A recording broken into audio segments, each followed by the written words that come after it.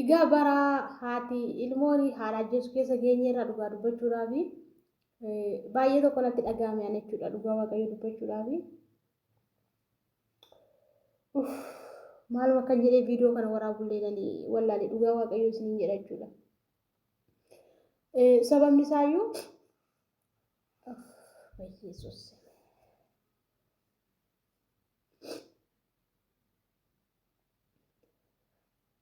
Nama gaddisiisa dhugaa waaqayyo baay'ee nama dhukkuba jechuudha. Baay'ee nama dhukkuba. Akkatti yaadamu kanaa miti jechuudha. Dhugaa waaqayyo jechuudha. Haadha jechuun ana biratti baay'ee ulfaata. Garuu hin beeku Oromoota.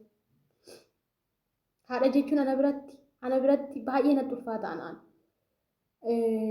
Ani haadhuma kooyyuu haadha koo jedhee waamuun baay'ee humna kootii walitti ta'a yeroo tokko jechuudha. Garuu nuti bara akkamii keessa jirra? Bara itti ilmoon haadha isaa ajjeesu, bara itti haati dhala ishii jettee ciniinsifattee kan dhalli namaa itti arguu hin dandeenyetti argite kana darbee waa meeqatti taatee bifatti baaftee itti cabdee har'a garuu deebee dhalli ishiin deesse akka waan ormaa diinaatti ta'ee gaafa kana godhu baay'ee nama dhukkuba baay'ee nama gaddisiisa. Dhugaa waaqayyo dubbachuudhaaf baay'ee jechuudha. Amma dubbatamuutiin olitti jechuudha. Sababni isaayyuu wanta daa'ima tokkorraa hin eegamne yookaan wanta ilmoo tokkorraa hin eegamne kun isinii galee wanta ilmoo tokkorraa hin eegamne dhugaa waaqayyo isiniin jedha. Saatii kanatti haati ilmoon haadha ajjeesu miti. Haatu daa'ima ishee rukuchuu dhiifteetti. Isinii galee amma yeroo kan keenya nuti waan tokko yoo balleessine hin qunxuuxxabna, hin rukutamna, nu rukutu maatiin. Garuu amma jechuudha. Balleessuudhis waan fedhe tokko gooteellee rukutamuun hin jiru. Daa'imni rukutamtu amma hin gorsu daa'ima. Isinii galee garuu jechuudha. Maaliifii akka garaa jabummaan akkasii akkamitti akka uumame baay'ee nama ajaa'iba dhugaa dubbachuudhaaf. Maaliif jennaani wanta nuti eegnee fi wanta nuti yaadnee olitti wanti tokko gaafa dhufu baay'ee nama gaddisiisa. Baay'ee namatti dhagahama dhugaa waaqayyo dubbachuudhaaf. Ana dhugaa waaqayyo isinii jedha. Erga ani viidiyoo sun seenee viidiyoo argee jechuudhaan. Jireenyi koo martillee nagaa miti. Dhugaa waaqayyo isinii jedha. Sinuma sammuu koo nagaa miti. Dhugaa rabbii bakka akkasumatti boqonnaa na dhowwaanii maaliif akka ta'e hin beeku bakka naan. Baay'ee na sodaachisaan. Ani waan akkasiin jaalladhu si jammaa. Isa haati isa ilmoon haadha ajjeeftu miti jechuudha. Ani namuma haadha isaatiin haati isaa ergaa ergatte haadha isaatiin lakki jedhuyyuu hin jaalladhu ani jireenya koo keessatti. Hin jaalladhu waan akkasii. Dhugaa waaqayyo isiniin jedha. Bakka daa'imni haati ergattee haadhaan lakki yoo jedhee didellee jechuudha. Baay'een gaddaan baay'ee natti dhaga'ama naan. Dhugaa rabbii. Ani uumama koorraatii kaasee wanta akkasii takka dhaloota koorraa kaasee waan jira ajaa'ibu takkaa jechuudha. Takka guyyaa tokko harmee koodhatti dheekkamtee beektu guyyaa tokko. Wanna fedhe yoo ta'e dadhabeellee wanna fedhellee soon godhee jechuudha. Yoo hojjedhu dhaqeen hojjedha malee guyyaa tokko lakki afaan koo keessaa bahee hin beeku. Ani dhugaa rabbii anumatu akkas ta'uu ormatu akkas ta'uu hin beeku malee ani keessattuu harmee koof baay'ee of eeggannoo godha. Baay'ee tokko hamman dubbadhu kanaati olitti. Maaliin jedha beektanii dhugaa waaqa kan waaqni kun natti argachuudha. Yeroo hundumaa kadhannaa koo keessatti jechuudha. Dhugaa rabbii isin jedhaanii. Hin ulfaata garuu. Hin ulfaata dhugaa. Harmee ofii rukutanii ajjeesuutii miti. Akka kootti baay'ee ulfaata.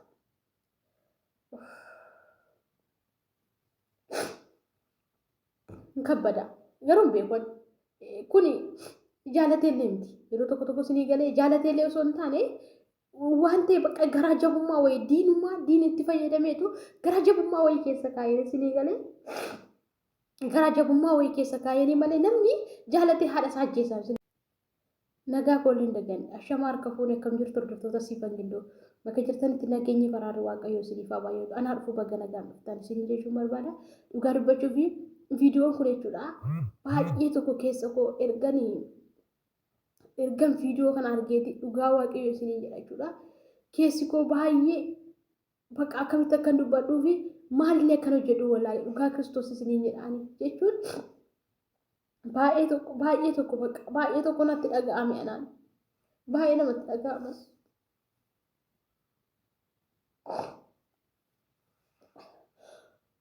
inna warri mana kana faraata subscribe gochuun dagatina egaa namni jaalatee haadha isaa ajjeesaa miti kuni gara jabummaa diinni keessa kaayatu akka inni haadha isaa ajjeesu taasise malee namni haadha isaa ajjeesu hin jiru isinii galee baay'een keenya ammoo maal jennee waa kadhan ani dhugaa rabbi isinii jedha waan yeroo hundumaa waaqayyoo maal jedhee kadhadha beektan isinii galee yeroo hundumaa jechuudha yaa waaqayyoon jedha ani lafa kanarra man jirutti rakkina harmee koos nan agarsiisi du'a harmee koos nan agarsiisi anaan dursi na fudhadhu jedhee yeroo hunda kadhannaa koo keessatti jechuudha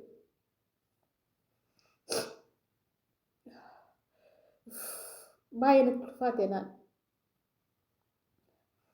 nama dubbadhu oltu natti ulfaate naante dhugaa waaqayyo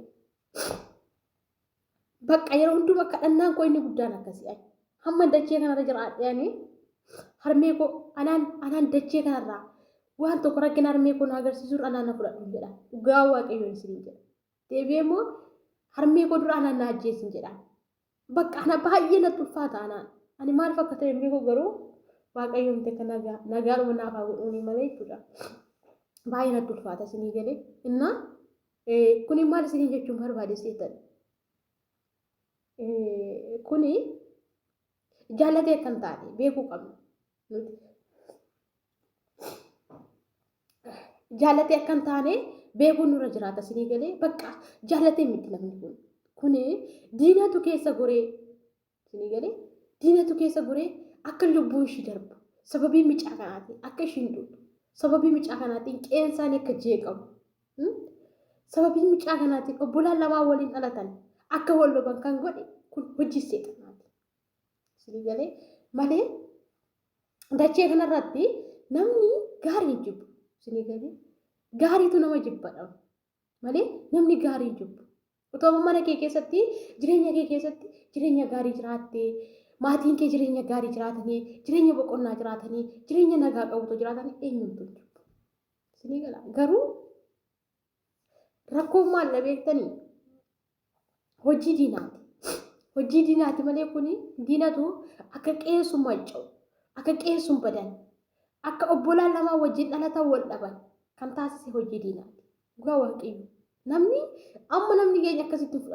namni keenya akkasitti fudhatu garuu maal jedhu gariini akka mucaan kun ajjeefamaa murteessaniini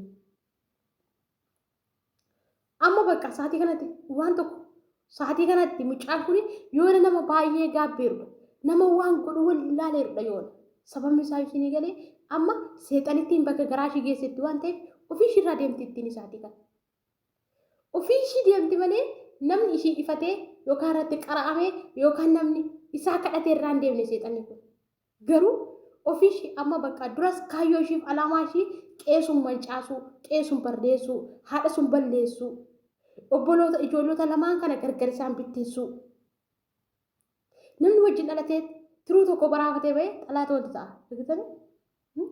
sababiin jalii qabaa akka qeensuun baduuf amma saatii kanatti yoona mucaan kun yoo lubbuudhaan jiraate nama yoona boohaa jiru nama boqonnaa dhabe sammuu isaa boqonnaa qabu jireenya isaa boqonnaa qabu garuu jechuudha saatii kanatti wanta kaleessa godhee surreefutti gaabbaara malee saatii sunitti ishii qofa miti namni biraallee too bukkee ishii jiraateen ajjeesa sababni isaayyuu hin beeku isa miti seexanatu fayyadame malee mucaa sun miti seexanatu fayyadame akka inni qeessummaa mancaasu akka inni haadha isaa eenyu namni nagaan namni sammuu isaa sirrii hojjetu eenyumee haadha jettee si deesse miti halagaa karaa kanarra itti dhufte namni rukutu jira hamma fedhetoo si arrabsanii hamma fedhetoo si reebanii rukuttu sababni isaa nama nagaa yoo ta'e garuu namni seexanii keessa jiru immoo jechuudha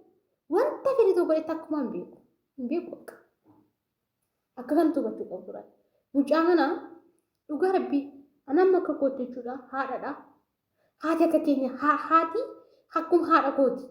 Ana baay'ee tokko natti dhagaame dhugaa rabbii siin jedhaani garuu lubbuu firdii kan namatti laatu waaqa. Hin farada waaqni hin farada. Bara jireenya isaa lafa kanarra jiraatutti mucaan kun sammuu isaa boqonnaa qabaatee miti. Tasuma guyyaa tokko sammuu isaa boqonnaan argatu kanaan booda. Tasuma bakka boqonnaan argatu mucaan. Sinii galee tasuma. Garuu maal godhu wanti godhanii jiru. Nama didaa kan namaaf kennu waaqa. Warri didaa too ta'e baaftee gurgurattaan maal goota. Garuu nama didaa maa gochuu hin dandeessu. Faradammoo waaqayyo. Amma waaqayyo isa qofatti miti kan faradu. Rakkoo wayiitu qeessuun keessa jira malee jechuudha. Namni kun jaallatee tasumaadha isaan ajjeesu jechuudha. Namni akkasitti nu batuu malee.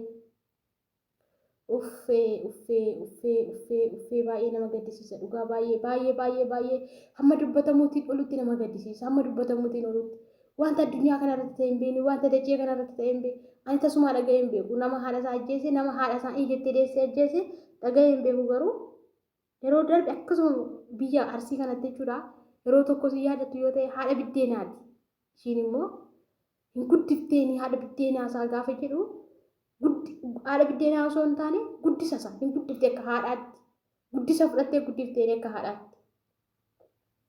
Innis haadha manaa faana ajjeeseetu akkasitti dhoskee inni illee haa ta'u nama ijettee deesse miti kun garuu ofii deessee dhala kottan boqodha jettee deessee dhugaa waaqa deebi'ee ishii nyaate waaqa maaloo dhageenya amma dachee kanarra umuriin keenya jirutti. Maaloo yaa waaqayyo dafii kootu maaloo dhugaa waaqaa. Kanuma lafuma kanarra jiraatanii jechuudha. Kana dhaga'uu caala wanti nama jibbisiisu maaltu jira? Maal lamee wanti nama jibbisiisu kana caala? Abbaa fi mucaan xalaata walitti ta'an, ijoolleen obbolaa lamaan xalaata walitti ta'an. Ani hin beeku. Ana akkaataa sana dhibeera yaa rabbi tokkicha. Yaa rabbi yaa waaqayyo mi'atti dafii kootu. Dhugaa waaqatoo waaqayyo kun dafee dhufee. Maaloo si jibbisiisa yeroo tokko jireenya addunyaa kanaatti nama jibbisiisa bakka. Nama jibbisiisa sababni isaayyuu wanta gurra namaatti dhaga'uu hin tolle wanta ija namaatiif arguun namatti hin tolle gaafa dhagahanii waan isin ajaa'ibummoo jechuudha. Mucaan kun haati kun sagalee micoon ishii qabdee irratti jechuudha. Sagalee micoon ishiitiif qabdee irratti sagalee ishiidhaa qabdeetu jechuudha. Yeroo sagalee qabdee fi sun hojiirra jirtaa jetteetu yeroo itti boossellee jira. Isinii galee beekatteetuma jechuudha. Namni si jammar hin beeka guyyaa dhufa isaati. Boo'uun ishii sagalee ishii kunuunsa guyyaa dhumaa tettee postii gooteetti micoon sun jechuudha. Talli ishii boo'uun ishii wanti simmeetii wayii keessa ishiitti waan dhaga'ameef boosse malee sim jettee boosse miti. Kanaaf waan hundumaa dursaa adaraa obboloota tokko waaqayyoon kadhadhaa. Akka amantii keenyaatti waaqayyoon kadhannaa. Waaqayyoo maatii keenyaaf nagaa nu haa kennu nuufis nagaa nu haa kennu tokkummaa nuuf haa kennu maatii keenyaaf. Tokkummaa inni guddaan tokkummaa fi jaalala nuuf haa kennu waaqayyo bakka hiyyummaan hamaa miti. Qabeenyi hamaa miti garuu waaqayyoo inni guddaa yoo nu jaalate tokkummaa nuuf haa kennu. Kanan jedhaan. Kanaaf akkana isiniin jechuun barbaada. Ani dhugaa waaqayyoo isiniin jedha bakka.